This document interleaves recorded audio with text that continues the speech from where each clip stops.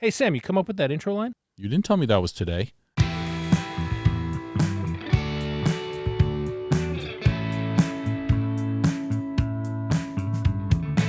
Hello, everybody. Welcome to the Writer's Room with Sam and Chip. This is a show where we bring aspiring writers into our writer's room to help them work on and develop their stories.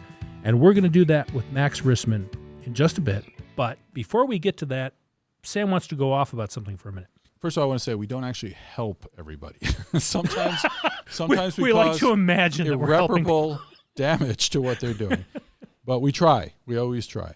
You know what I want to talk about today is drafts. Okay, I want to talk about, for example, we're working on a show right now. Well, we're working on Carnival Row, but we're actually also, we have been writing a sample script, so a pilot that we like. Maybe we'll sell it, maybe be a sample. But we thought it was an idea that really captured us, and we got into it. And several years ago, we've now been at this for a while in different iterations of it. Yeah, because we keep getting hired. So what happens is we keep getting a paid job. So we put down this job, put down the script, and then we're done with that show in 6 months or a year, and then we pick it up again. And then we keep working on it. Well, wait, you got to put in, and then we don't want to look at each other for about 2 or 3 months, and then we go back to work on the script. So we keep getting it, and what I'm struck by is how much this script has changed. Hugely. And not only that, when we look, you told me the original title. We always come up with goofy titles, right? And that are in jokes. And the first title for this was Jacob's Mustard, because we called it that because we liked Jacob's Ladder. That was a favorite old movie of ours that we like, and it's supernatural and creepy, and we liked the tone of it, and we liked what was happening. And very briefly, there was a moment where a character found themselves a little bit of mustard on their cheek from eating a hot dog, and that revealed this huge supernatural twist in the story. Right. So it became Jacob's Mustard. So, and now we're on draft number, I don't even know, 7. It could be anything. 10. There's no Jacob. There's no mustard. Both those things have been gone for like 4 or 5 drafts now. It's just completely different. And the thing is, not only don't I remember them in, when I wake up sweating in the middle of the night, I might remember an old version. But it just strikes me as the process of what we do, which is we're not writing. Every time we write it, it's almost like a new script. And that happens a lot of times. It happens when you're when we're on a show and we get word from the network, they didn't like the outline and they want to toss it. This happened on a show a bunch of shows ago. We found out they tossed the outline, and now we have to write a script by Sunday with no outline, and it's Tuesday. And that literally happened on one show. And you don't even remember what the old version was because you just keep moving. Yeah, and it's funny, this particular thing we're working on is very high concept sci-fi, right? So the question is, you have this concept, and it's really just a concept we started off with. And how do you turn that into a good script, right? Mm-hmm. Sample script, series, whatever you think it's going to be.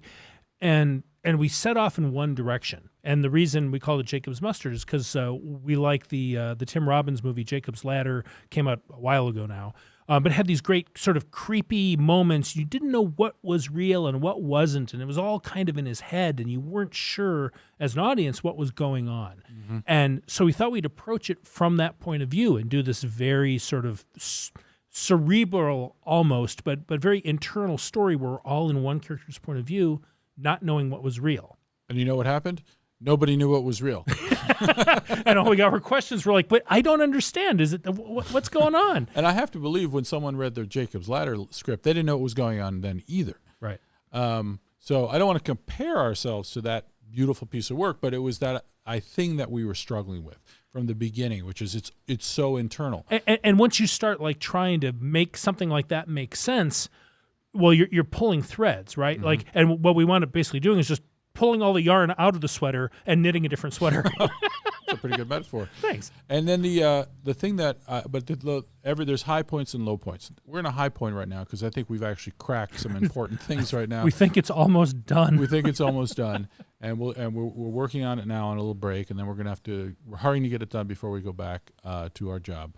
But the thing that has happened with this is that not only does it bear no resemblance to what we started with, but there was a point where you said to me, I don't want to work on this anymore. If you want to work on this, you can work on it, and do your pass on it, and then I'll take a look at that point.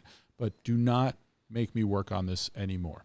I don't want to do what needs to be done to make this make sense, because we were so attached to that really cool thing.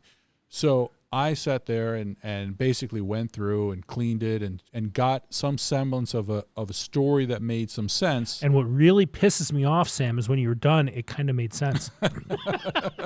Well, I feel like that is a chunk of what we do now as TV writers, is trying to make stuff make sense. And I have to say, when I work with younger writers, I always talk about what a miracle it is to write a 50-page or 60-page pilot script that makes sense. If you can make something make sense out of nothing, even if it's not good, that is a miracle by itself. Yeah. And then to make it good on top of that, that's an incredible I wouldn't know. feat. I've never had that happen. We've done it once or twice, and with this script, I think we might have done it again. It just took Yeah. 97 drafts and really good readers that gave us really good notes. It's all about the readers. So that's the process for our Sam and Jim this week. Okay, let's get into this week's show. Hi, Max. This is Sam. Hey there. Hi, Max. It's Jim. Hey, Sam and Jim. This is Max. Thanks for coming on. This is great because you're from New Jersey and I'm from New York, and my brother lives in Jersey, and I feel this is like old homes week. Right home week on. just listening to you. Although we've never met, I can already tell we are brothers. Yeah, it's that tri-state area familiarity. So when did you know that you were afflicted with the writing disease? I guess I was diagnosed pretty early. I started writing songs when I was, a little kid, and then I moved into writing plays when I was in high school, mostly as an outlet to vent my frustrations with my family and with being a teenager and not being able to get a girlfriend. Mm-hmm. And playwriting morphed into screenwriting when I was in college. I started writing screenplays in college and never stopped. Did any of that get you a girlfriend, or did it keep the girls away? How did that work for you? I would say it depends. Oh, That's it'd be nice better. to know it ever worked at all for anyone. I want you to know, when you walk into a writer's room, you're not looking at a lot of people who were super popular with the opposite sex in high school. That's just not. That's not your classic TV writer. That's definitely a point of commonality.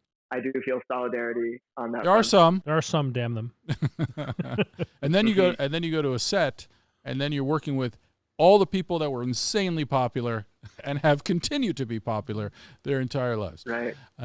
So what must that way of going through life be like? I don't know, but I can tell you that when you get up and close and talk to them, they're the same. Then you realize they did it, but on the inside they're us. I remember being in a bar up in Nova Scotia with someone on a series we created that was up there, and when a guest star sitting across from them having beers, and I was looking at them going, these are the most perfectly beautiful human beings I have ever been this close to in my life. Mm-hmm. Was that before you killed and ate them, or was that? No, I just killed their characters. Had them eaten by other characters. So you wrote in college, and then Correct. And then what since then? So I wrote in college. I studied abroad in Prague and made a short film there. That was my first short film. Oh wow! It's a beautiful city. I know. I fell in We're love on a with show that shoots there. That's amazing. Yeah, it totally knocked my socks off, and getting to make my first short in this enchanted European city in a language that I did not speak, because I just speak Czech, but all the actors only spoke Czech, so that was strange. So I kind of got addicted to it. So we're on this show, Carnival Road, that shoots there in Prague, and in production, in production on set, there's our ADs who are British, and they issue directions for the actors and the crowd and all that stuff, and then we have the Czech ADs who translate the English into stuff that the crowd can actually understand. Right. Wow. Well, I had a very similar setup, but on a much smaller, student film scale. Right. I will tell you, it's kind of all the same to me. I love, obviously, there's something incredible about writing 300 soldiers run through the street, and then you're in Prague, and then there are 300 soldiers. Not all, can it be 400? Yeah, and they're not even all human, so you have to deal with that, and there they are. And that's amazing. But it really is the same thing as doing a small show where it's still you still the cameras and the actors and all of that. I love them both. I really do. And right, yeah, and you just feel like you're this small ragtag band of stealing everything you can, just trying to put on a show. Hey kids, let's put on a show. Super cool. So now, So you came back, and now have you had a chance working on a show, or have you been? What have you been writing? You writing screenplays or TV pilots? What are you writing? Yeah, so I've written primarily features, and I went to film school at NYU after college, and made a bunch of short films there. And moved out to LA about 2 years ago, and have been trying to write and just try to meet as many people as I can and forge connections, and on it goes. So that's hard. I know this part. I mean, I didn't go to film school, but so you've got all this debt now from going to these schools, or maybe you don't, but you're in LA. You've gone to these schools. You've written the stuff. You've shot. You've done shorts. And now you're in LA and you're trying to make that connection. That's right. That's super hard. Yeah. I just want to say it's never easy. There's no easy part. And to me, now that we are, executive producers looking back, that to me is the hardest part. And so I feel you, man. I know. Thanks. Thanks for the solidarity. I met one writer once, I can't remember who it was, who they did a short in film school that got seen by somebody, and it got them, and they walked out of film school into a staff writer job or something, right. And they were on their way. It was just like, I hate you. Yeah. I've heard a couple of those stories. And that's how we can tell you what human flesh tastes like. But again, we'll talk about that offline. That is definitely the exception. All right, so you're here. And you're probably at the point. Are you at the point yet where you're second guessing your decisions to be a writer, or have you accepted your fate? Where are you, or both? I've accepted my fate. I have. Yeah, I've gotten to the point where I've accepted my fate and have kind of gotten a little bit less, anxious about jumping out of bed in the morning and wondering is this going to be the day? Right. And just kind of getting accustomed to failure is a way of life. Yeah, amen. Yeah, exactly that. Yeah. Mm-hmm. Yeah. You're right. This is the hard part, is getting it up every day to write something that all experience so far has told you is going to go nowhere, right? Because and that to me is the hardest part. Basically this show is about depressing you, Max, as a writer, but I'm not trying to do that. What I'm trying to do is say no, not at all. On the contrary, it's it's good to hear that even the people who have reached the highest heights, went through all the same things. The story we tell is that it took us 10 years to be an overnight success. Right. We wrote a bunch of movies and stuff, little things, didn't get made and all that.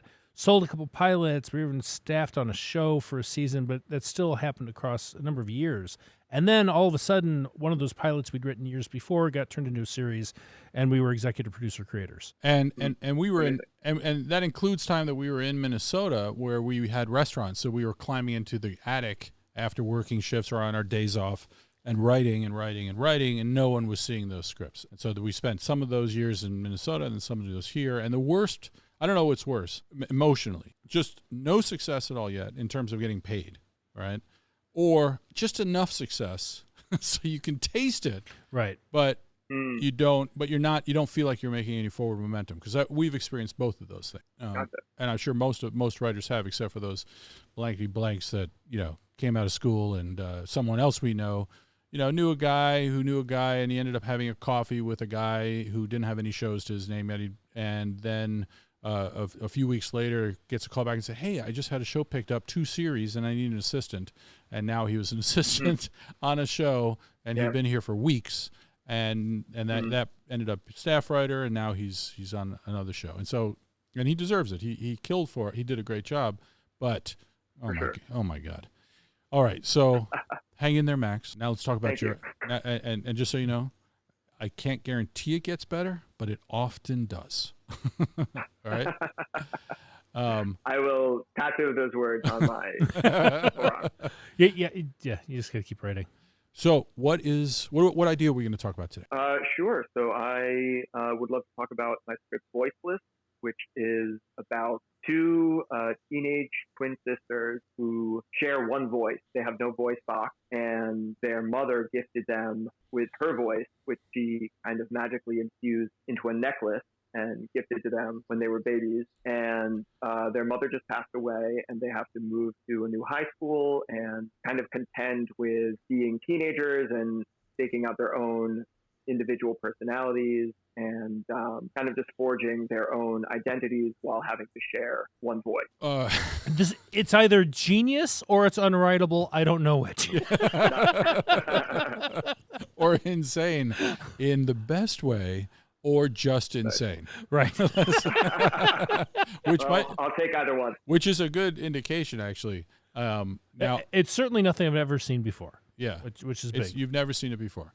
All right, so let's break this down. Okay, first of all, what are the two sisters' names? Charlotte and Veronica. All right, Charlotte and Veronica. So you've got these two sisters. Now, you said have you written this already? I've written a couple of drafts. Yep. Okay, so you have a story for them. All right, so can you very briefly, in like 30 seconds, tell us the story of the pilot? What happens in the first episode? So this is a feature. It's a feature. Okay.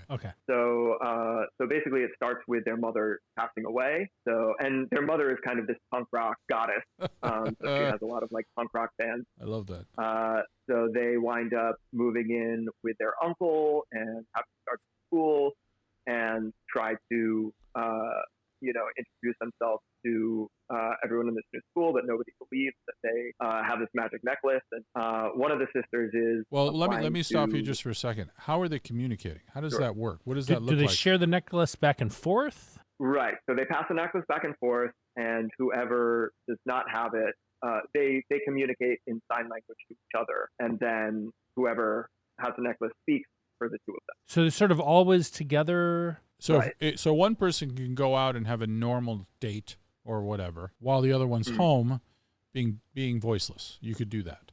Yeah. Exactly. Okay. All right. So I just want to get the rules a little clear. Does everyone they interact with? I mean, is this necklace out in the open, or is this sort of a secret thing where no one else is supposed to know that that's what enables them to speak? So it's out in the open. They kind of had a little bit of national attention back when they were kids, maybe did like a talk show or two, but 13 years have passed and, they might have been kind of in the public eye, they've kind of faded. And so some people recognize them from their kind of notoriety, but it's rare. Is anybody trying to steal the magic necklace? Like there's a magic necklace. Like it would seem like that would have a lot of renown in and of itself. So the only thing it does is enable the two of them to speak. Doesn't do anything for anyone else. Okay. No. All right. That's the magic rule. So, okay. So what's the big thing that happens in the beginning that changes the course of their life? So their mother dies and they move to a new school. So one of them is auditioning for music schools and is also trying to be a singer in the mold of her mother. Mm. And so she's auditioning for music schools and is very wrapped up with that. The other sister, Charlotte, Veronica's the one auditioning for music schools. Charlotte is a little bit more subdued, a little bit more rebellious, and she starts dating this boy who is a little bit of a bad boy. And so tension emerges between the two of them over, who gets to use the necklace to go see this boy or practice music. So cracks start to emerge in their relationship as they are trying to get used to this new school. And this is a feature. Yeah. So what's the central problem? There's no big central problem then. It's just the two of them in their relationship trying to be teenagers in this school. Is that it? Right. And, conflict emerges. Yeah. And eventually, so Charlotte's boyfriend, who is named Todd, he, is kind of the antagonist and he winds up stealing their necklace. And so they have to get it back from him. Why does he do it? Just because he's kind of troubled. I wouldn't want to say sociopath, but he definitely has kind of like aggression issues. And he kind of does it for power. Okay. All right. I see where this is going. So let me ask you some questions. Jim's looking at me confused and deep in thought. He's going to come up with something in a second. But here's my question. What's the problem with the girls? Like, what's going on with the girls? And before you answer that one, I want to say, why does it have to be magic, and who is this movie for? What age group is going to go for the magic necklace with the teenage girls? Who are you writing it for? Sure. So I would say that the target is probably older teens and adults. This wouldn't be for 14-year-olds. Right. Okay. Okay. It's more of a, Juno tonally than it is a teen movie. Mm-hmm. I mean, it feels to me like in some way, I mean, I think it's hard to avoid if you're talking about two teen girls and you're talking about, there's a coming of age element of finding your voice, right? They are voiceless. Right. They share a voice. And so there's some arc in here about discovering how to let the other one have the voice or what defines their voice. I'm trying to land like sort of that central thing that it's really about. You know what I mean? Yeah. Yeah, definitely. And I guess if I were to distill it thematically, it would be that for these girls to really be able to find their voice and express themselves, they need to give up basically find their voice internally rather than rely on this crutch of this necklace to see them through. And also that they kind of need to find their own individuality within their relationship as opposed to being tied to each other all the time by this necklace. Yeah, because it feels like there's inherent in the structure here is a competition, right? There's one necklace, there's two girls. Only one of them can have it at once. So somewhere in this story, if it's about the relationship, it's about, well, who gets it in the end? Do they both realize they don't need it at all? Does one of them realize that, or that the other one should have it? Right.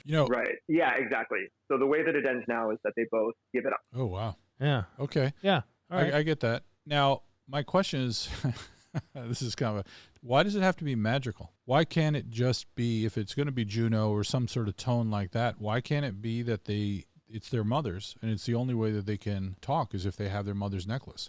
And it's some sort of emotional fucked up thing with them, and they can't do it. Now, here's why I mentioned that. And by the way, I want you to know these are all pitches.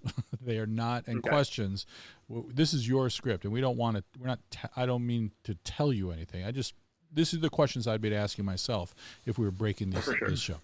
But the idea that there's magic, well, you never do anything with the magic. It's not a magical world. This is the single magical thing in the world. Is that right in your script?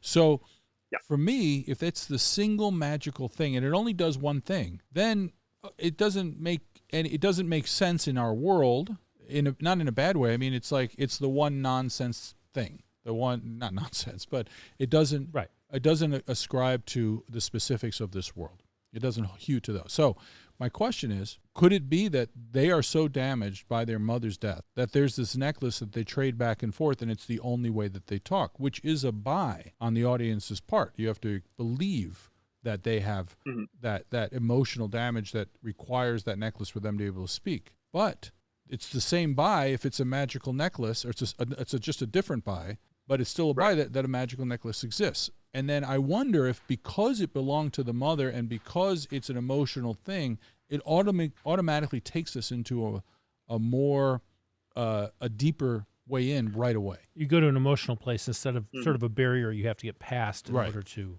I know the barriers are internal now, right? I mean, right from the get. What do you think? Did you consider that, or am I going down a road that you went down and decided against because you realized it's dumb? Does that happen? No, I hadn't quite considered that. The way that it is now is that a lot of people think that it's a psychosomatic thing, and kind of don't believe that that the necklace is actually enchanted, that they're just making it up. And so kind of like you said, I do realize that the enchanted necklace bit is certainly a buy. I guess for one reason or another, I just chose that as the buy as opposed to it being a psychosomatic thing. But it's definitely something I'll chew on. And I'll lean the other way just for the sake of argument, because there's a case to me, it's like Chocolat or, other movies where there's one dose of whimsy that's tossed in, and it's some inexplicable little rule that, okay, that's what it is. And I just want to say this is a question of taste, because it works the same either way. It's always got to be an emotional thing about the necklace, and it's the connection to the mother. Well, and Sam's version, right? Like you always get the push to make it more grounded. Can this be more grounded? Can it be? And grounded isn't always the best answer. Sometimes it's fun to have something that you're shining a spotlight on this one strange thing in a thematic way in what you've talked about, what the movie's actually about. I think that could be fine, but it's a choice. Yeah, and it comes down to taste. I mean, that's the thing. And when we a lot of times we talk about that when we're breaking story. Well, they both work. It's just a question of which you like more, and that's of course up to you. So, all right. So but if you're going for an older crowd, then the magical necklace thing, that may not be a positive, because that starts to feel Disney to me. It starts to feel like, if I'm trying to explain this, I'm like, oh, it's two teenage girls with a magical necklace, but that's not what it's about. It's about two teenage girls finding their voice. And Exactly. And the magical for me, it shines a light on what I don't want to shine a light on when I'm pitching it, and that's when I'm explaining to someone. Okay. And then people get confused, and they're like, well, wait a minute, this sounds like a Disney thing, or it sounds like in a different genre, but you're actually going for, and that's why I asked you that right away, is where are you going with this? And in your response, Max, what you said about people don't necessarily believe that that's what it is, like, that might be good, living in the gray of whether it is actually enchanted or not. Okay. Certainly for the pitching part of it, Right. the log Okay, line. that makes sense. Just because the log line, I know I was initially struck by your log line for the show, like, well, wait a minute, what? And which isn't good. Yeah, it can go. It can go either way. It can go. It can, because You make you very curious. because you get curious and you're wondering, can you pull that off? Yeah. But then you have built up okay. you better prove this, buddy. You better make this work. All right. So, For sure. what is the main conflict between these girls? That's my question for the movie. Between them and what do they want? What are they not getting? And to step back from that, I just refine that question a little bit. When you get into supernatural, which we've written a lot, you need a big event. You need something that changes everything. And moving schools is not related to the supernatural. And that's what confuses me. There's no other supernatural element. So I'm looking for a supernatural turn, a big thing, but it's not Wonder Woman. It's not anything like that. It's just going to be a regular teenage. It's a drama. It's a straight drama. Yeah. So, okay. I think we've said enough on that. Yeah. For the magic thing, for me, that's what works, where it's kind of symbolic of the mother's voice and which one of them can speak with the mother's voice. There's something about family and women and the voices of women. I don't know. There's something in that just contained within that small world where I could see the magic thing being relevant, even if it's only them believing that it's magic, right? Yeah, but then it's not magic. Well, then it feels like the conflict needs to be about living up to the mother somehow. The idea that one of them is trying to be like the mom tells me there's a connection there. Like, I want to speak with mom's voice in a much deeper way than wearing the necklace, right? Like, anyway, I'm sorry. Yeah, for sure. But it's not magic. Everything you just said to me is not magic. And here's the thing. That bolsters what you're saying, which is you don't have to know. Right? If you don't know, if you never address it, and that's just their thing, then that could work too. Right. Gotcha. I would want to argue about that with someone else who watched the movie after we watched the movie. So was it magic or not? That's a great argument to have. All right, sorry. Let's keep going. Yeah. So definitely what you were saying with it being kind of centered around their relationship with their mother and, trying to carry on their legacy, and in what ways are they going to try to carry on their legacy or be their own person. That's a big driver of the conflict. Basically, Veronica, by trying to be a singer in the mold of her mother, although their mother was a punk rock singer, and Veronica's trying to be more of a, traditional classical singer, whereas Charlotte is kind of more similar in personality and is a little bit more of the rebel in the mold of her mother.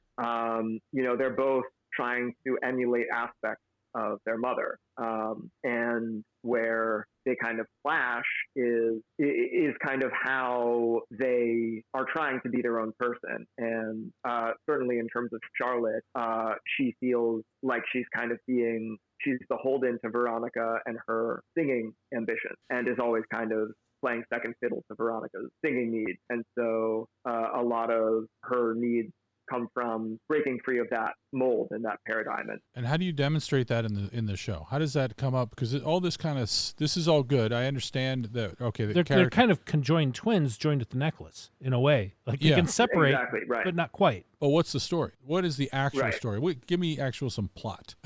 Just tell me some moves. Like, what's the big thing that happens in the first 10 pages that I'm going to go, oh my God, or 15 or 20? That's going to be like, oh, okay, I didn't expect that. Right. So the first bit is kind of, the big things that go on are the mother dies, they move in with her uncle, there's a lot of conflict between them and the uncle because the uncle is kind of a little bit of an airhead and wasn't able to learn sign language, and so kind of fell out of their lives once they were born because their mother sacrificed her voice for them by putting it into the necklace. So they are dealing with having to move in with their uncle, who they have a lot of bad feelings for. They start this new school, and a lot of the students, but also the teachers and the faculty, don't know what to do with them, and they're kind of, they don't know whether to believe them. Well, it doesn't matter if they believe them or not. What's a big problem for them though? Is there a big one? I mean, other than Veronica trying to get into middle school, trying to get into singing school, and Charlotte starting to develop feelings for this boy, Todd, who eventually betrays her and steals the necklace from them. But what's the conflict between the sisters in terms of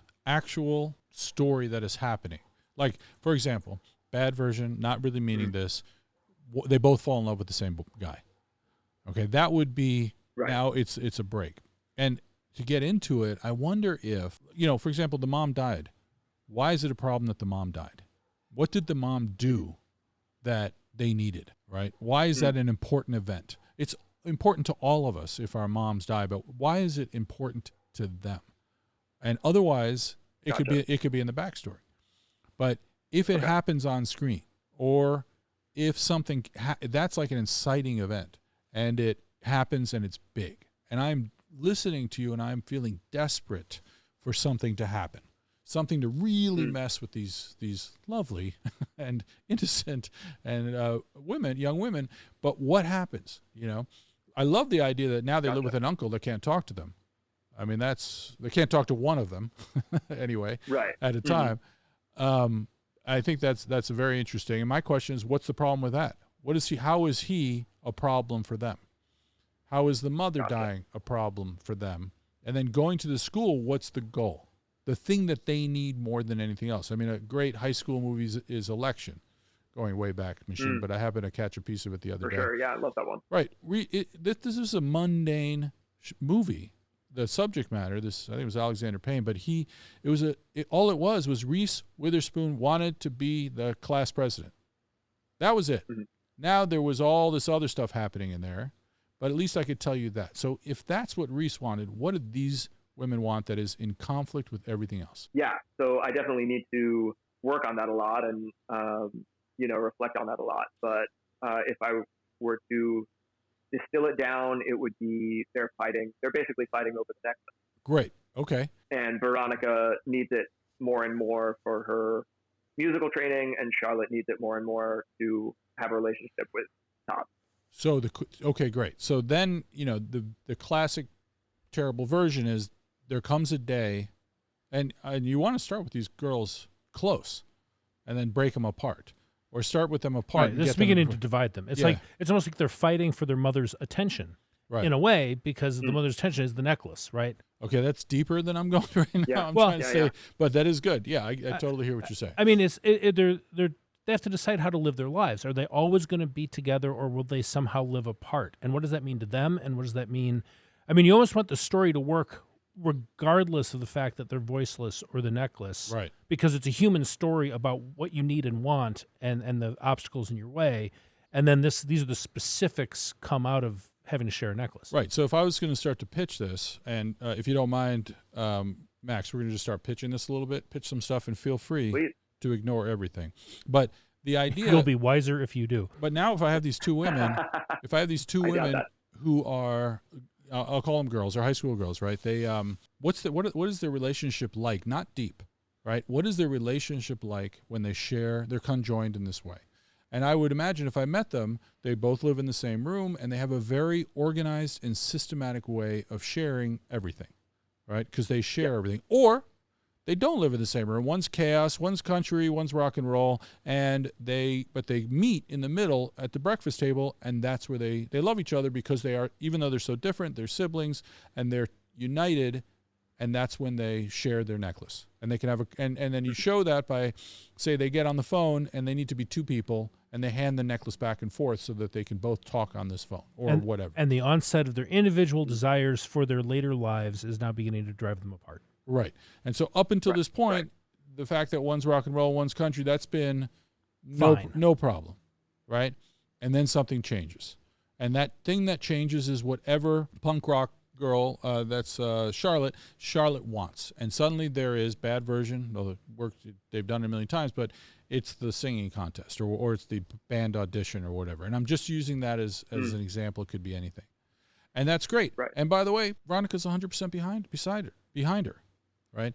Now, where it can get better than the generic is if Charlotte does something to Veronica that turns her against her. And it's not just about that. And so now they're undermining each other, but they are still joined with the necklace. They have rules with the necklace. There's a system with the necklace. This necklace defines not only their lives and their souls, but how they operate throughout the day. And now they start messing with each other, and things turn, and they get ugly, right? And they start sabotaging in ways that only they can sabotage each other. And I don't know what way that is. But Right. for example, No, that's awesome though. Yeah. right? Hold on, I'm on a tear. You got something? No, go. All right. Go. So they're messing with each other the whole time, right? It's a total mess, right? And then one of them hurts the other one in a way that she possibly cannot take back. And that's our low point, right? And we have gotten to this madness. And then something cool happens. Help me, Jim. My tear went away. I was riding the horse, and then all of a sudden I was just floating through the air. But do you see what I'm trying to do? I'm trying to create. I'm asking. You've created this super interesting, crazy idea of this necklace, and I want to see, how does that inform their lives, and what unique ways can I have them live and operate because of that necklace? They go from supporting each other's agendas to resenting each other's agendas, right? Or seeing a competition between what the other wants. Or it could be fear that the one wants to break them apart so she can go off to school and the other one doesn't want it, right? Like Charlotte is For sure. afraid of what it means that Veronica goes off to music school, right? Whatever. Yeah, exactly. So Awesome. I love that. by looking at their relationship, right, to each other, I think the story will come out of that. And it's interesting because a lot of times we're like, oh, what's the character and how do we, but the character is the relationship. I mean, yes, it's the two of them, they're individual people, and how they approach this relationship will be different and what they need will be different. But it would be great if when we meet them, it's when it changes. And why does it change? Because something huge happens. And it doesn't have to be huge, like, Superman comes into the show. It can be It could be the invitation to audition for the school. It to could, Veronica, because that drives a Right. wedge between them. It could be the mother dies and then the invitation shows up. If the mother was there, this would have gone differently, right? If the mother died but the invitation never shown up, this could have gone differently. Or it could have been that we get a sense that the relationship is starting to fall apart. There's just little things, and then the invitation shows up, right? If you wanted to do that. And right? I mean, it's just an escalation. And what is it like to be at war with someone that you're tied to like that in this incredibly unique way? Because and that's exactly the dynamic that I hope to. Everything good, because everything is weird about this, and I mean that as the highest praise, right? Because if you approach just a regular high school situation, but then you have this. I mean, it changes it right away, but it doesn't. The necklace does not change anything. The girls' relationship to each other and the necklace changes everything, right? That's why I don't think it needs to be magical, because this is really a psychodrama. Or it's why it's perfect that it's magical, and it's just shining a light on the way these mechanics work between ourselves and other people. I don't even know how you live with yourself. But yeah, so you pick your thing. But for me, it's this, it's these two girls descending into a civil war, right?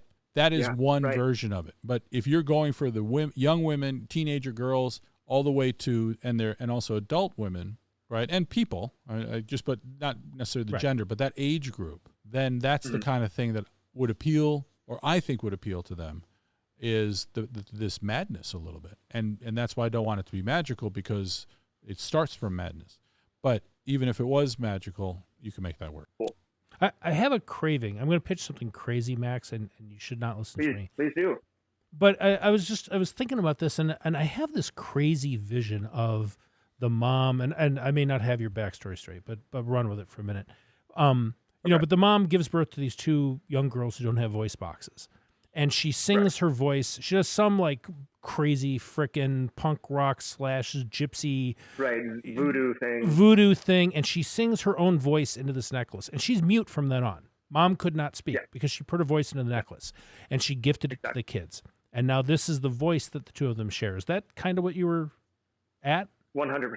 Okay. So they actually speak with their mother's voice. Right. It is their mom who sings when Veronica sings, right? So that's not the case, although I see how logically that would make more sense. Not necessarily. It's not logic. I Don't worry about the logic. Well, okay, so we'll glide past that, right?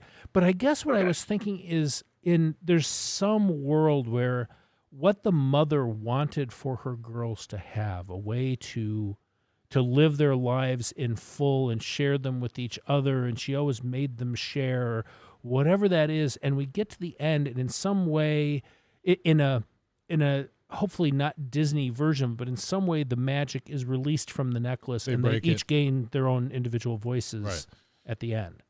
That may be a little too. It's Disneyfied in my head only because it sounds like it could be Disney, maybe because of the magic necklace thing. But I think there's a grounded. There's a more Juno indie film way that could come out, right? But not with the magic. These women have found their own way. I love that. There totally is. There's totally the indie film version of this with the magic. With the magic? Oh, yeah. I don't know. It's because you have no imagination. I guess not. But when you have as much experience as a writer as I do. Yeah. So they break the necklace. They both get their voice, and then. Well, they have to earn it, right? And I think it has to be some magical and unforeseen outcome, right? This thing happens that shouldn't happen, and the necklace shatters, or the one gives it to the other for good and consigns herself to muteness, so the other one can sing. Right. Some crazy shit. Right.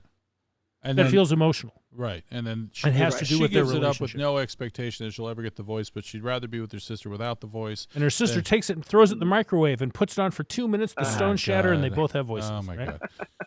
Okay. And that's where things go south. But more south.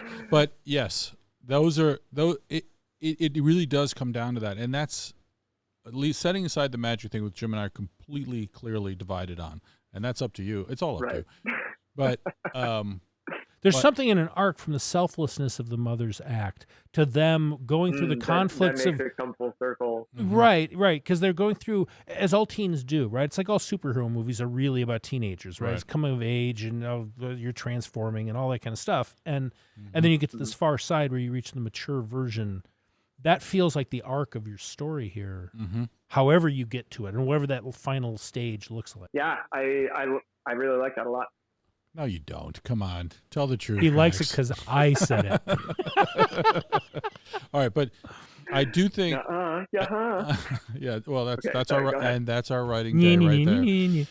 But the thing that I think we're both appealing to is this is the kind of cheap version that we're pitching you, right? That we're talking about. And I'm not, and you kind of I think you were working your way towards there anyway, all right? And by cheap I mean it's accessible. Yeah, it's easy. accessible, easy, and too easy, maybe too cheap, meaning it'll be the specifics that make it interesting. Right. They won't be holding hands with a purple hammer and breaking it together as a unicorn jumps over a rainbow. It's not that. There's that version. I kind of like that. But of course you do.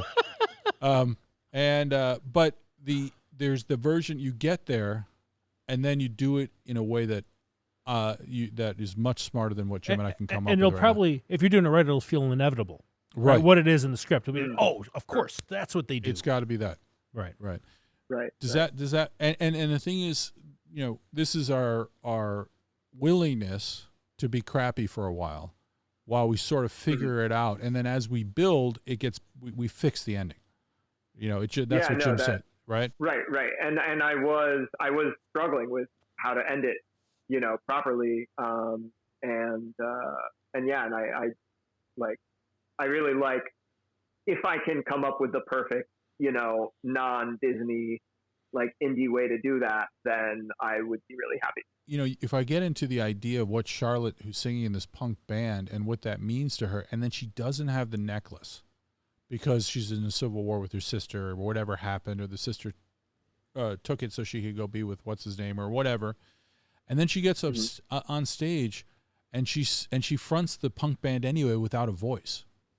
And she does it all in some interesting way. But it's all attitude, because it's not like punk singing is okay, not my genre. But I'm saying she does it in a way that is so badass that she does not need the necklace. Now, I'm not saying that can work forever, but it gets her through that night. And then it's a surprising turn. Or, she puts something through a voice synthesizer. I don't know. But you just get into that. And by the way, this all starts to... The question I'm still having, though, is the genre is out of focus for me. And I think you're trying to define the genre too narrowly. But to live in your genre moment, Sam, your I was living in the one where he wants to appeal to older people. It's not just... right. Okay, no, I understand. And I think there are more... there's more versions and more range now than there used to be for that kind of thing. But that aside, I'm thinking a little bit about Bright. But anyway, the Will Smith movie? Yeah, the Netflix. Like, suddenly it's elves and orcs in L.A., right? Right, yeah. And that was a whole world thing, right? But it was both grounded and magic. Mm-hmm. But what I was thinking of, in the version where they are both somehow struck dumb by their mother's death, right? That kind of thing. And you're talking about two people who have an emotional interdependence that is deeply tied, and they put on the mom's necklace. Oh, and then suddenly they can speak. And so it's psychosomatic or whatever. And then they begin to diverge as they each have their own drives as teens.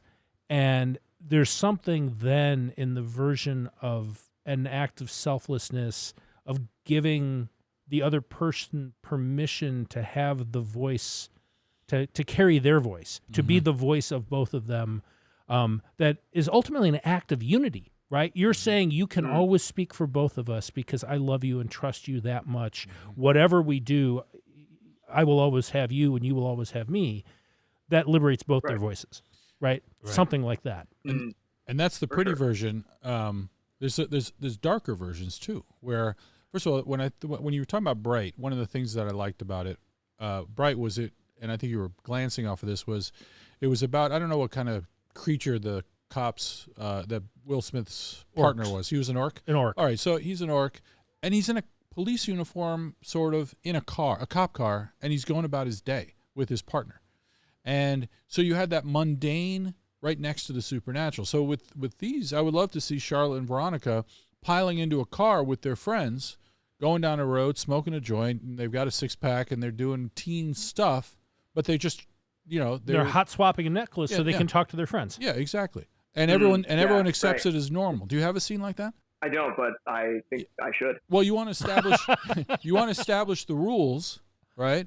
And also, I want to see them be normal in this, even though they've got this crazy thing. I want to see their friends accept it, all that kind of stuff. That very grounded, like the day-to-day life of what it means. Yeah, and that'll make your idea even better, even more special, I should say, because it's up against the day-to-day. And so we've all accepted these things. I mean, right now we accept the fact that I have the entirety of human knowledge and information in my pocket on my phone. And that's a magic that we accept. But 20 years ago, just 20 years ago, you couldn't believe it. 30 years ago, forget it. I mean, when my parents, forget it. It's impossible. So and yet now we can drive in our cars and we're arguing about something and we look up a piece of knowledge about Mesopotamia and there it is. So I love that sort of grounded, that sort of supernatural in the world. Now, the darker version at the end, and I only pitch this scene, and this is something Jim and I do. I do more than Jim, which is I try to find a scene that really appeals to me, and then whether we use it or not, I now know what the show is in a way. That because that's how I think. Whereas Jim will sort of lay out a structure, and so he'll understand how the show works, and then he can work within that. If at the end one of the sisters realize she's gone too far, and she wants her sister to have the necklace, and she doesn't want her to ever have it back, and she stabs herself in the throat, and so that she can never speak again. And meanwhile, and then version 1, 2, 3, one is the other girl has already thrown the necklace off the cliff, and now neither of them can speak, but they're happy. Yeah. Right? That's the obviously dark and probably a little terrible version, but I'm just saying this could go in any of those directions. And if I said to Jim, came in and I said, hey man, I think this is our last scene. And he could either respond with no way, that's too dark, this is a lighter version, blah, You're blah, out of your blah. freaking mind. You're out of your mind, or that's the show. And now we work backward from that. And now we know the tone, right? Now I know that there's a certain amount of madness in here too. It's not just this emotional. It's not Juno. It's Black Swan. Yeah. Oh, okay. And now we're in that pocket now. So I think that's really important that you if you go the magic route, I think either way actually, you have to get the tone just right because it has to match what you're doing.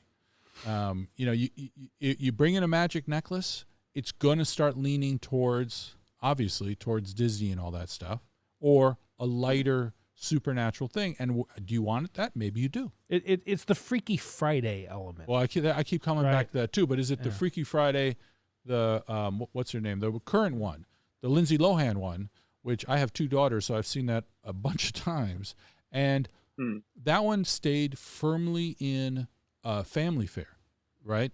And then if you go back to the Freaky Friday, that was the original, and I can't believe I'm an expert on Freaky Friday, but like I said, I have daughters, and they, Jodie Foster's smoking. See, I really remember the books. Oh, you remember the books? Because there was a more sequel, adult. too, A Billion for Boris. Oh, wow, you're more of an expert than I am, and you have no daughters. Right. Well, okay. But there's so many angles on it, is what I'm saying, whereas the Jodie Foster was really intense. And the Lindsay Lohan was more like, this is an after school special. Right. Yeah. And your concept could go in any direction. And I think you have to figure that out so I know what the hell I'm reading. Yeah, I got to clarify it. Right? Sure. Just make a choice. Okay. And I really want to know how this is going to work out, Max. This is fascinating. It's really interesting. Yeah, me too. I mean, I love the now. So before we go, any last questions or thoughts you want to have before we call it? I mean, I feel like I'll need to listen to this again and, really just kind of like let my subconscious, simmer. But you've given me, was this helpful? So much. Absolutely. 100%. Okay. Just whatever you do, just don't listen to Jim on this one. He's completely wrong on the magical thing. This is a psychodrama, and I'm sure he'd say the opposite. But this is the good thing about script. The thing about scripts, and the thing that this idea has for it, is that it's completely unexpected. And the question is, what's the goal of this script? Right. And the goal of the script, if I can just get a little mundane, is it's not to make a movie first. Because the chances that it makes a movie, that it'll be turned into a movie, those are incredibly long. But the thing that it will do is, it could do if it's a good tight script, it'll get you work, and they'll ask you for other things. And because your idea is so out there, if you deliver on this premise, forget it. It's a home run. Yeah. And now I'm like, okay, well, what do you want to do? Because here's someone that took an outlandish premise and then figured out what it was and stuck to it, and sold it all the way down the line. The grounded version of this is a Coen Brothers movie, or the best version. Right, it's just got the whack and the whimsy, and yet but Right. it could be dark and fulfilled in that psychodrama sense that Sam's talking about. Yeah, and if Jim and I were involved in staffing a show, and I we've done this a bunch of times, and we've read scripts for ourselves for showrunners, we sit there and when I come in, after we've read all day, and then I come in the next day and I'll say, Jim, you are not going to believe what I read. Right. And I'm going to tell you the concept, and you're going to laugh at me. I'm so thrilled if he comes in, if either one of us finds one script in the stack that makes us have that attitude. Yeah. And then Right. Wow. and then I'm so just give it 10 pages, and then if he does, and if it's that interesting, that's a meeting right there, because it's a lot more rare than you think. Gotcha. The downside is writing this kind of script is a lot harder. Right. Yeah. And I'm sure I could screw it up a lot more ways. Yeah. Instead of, this is a doctor and he moves to Africa and he thinks he's going to be the best, but he's not. And he learns from the natives, and you're like, okay. And he's going to solve a crime every week. Yeah. Every other. That's right. Well, he struggles with his drinking problem that he had because his father didn't love him. Okay. Anyway. Thank you, Max. This is a really interesting 45 minutes for us, and this has been great. Thank you, and be well. Yeah, I can't tell you how much I appreciate this. Thank you. All right. Thanks, man. Bye. And that's all we've got for you this week. Our producer, J.R. Zamora-Thal, is working the mixing board. Our logo was designed by Julien Debar-Monclair, and our music was provided by Buddha-Rays out of Austin, Texas. If you want to get in touch, we are at The Sam and Jim on Instagram and Twitter. And you can find us on Facebook and YouTube as The Writer's Room with Sam and Jim. And if you like hanging out in the room with us, give us a follow on Apple Podcasts, Spotify, or wherever you get your podcasts. And tell a friend, would you, so we can get JR paid. Thanks, everyone. See you next week.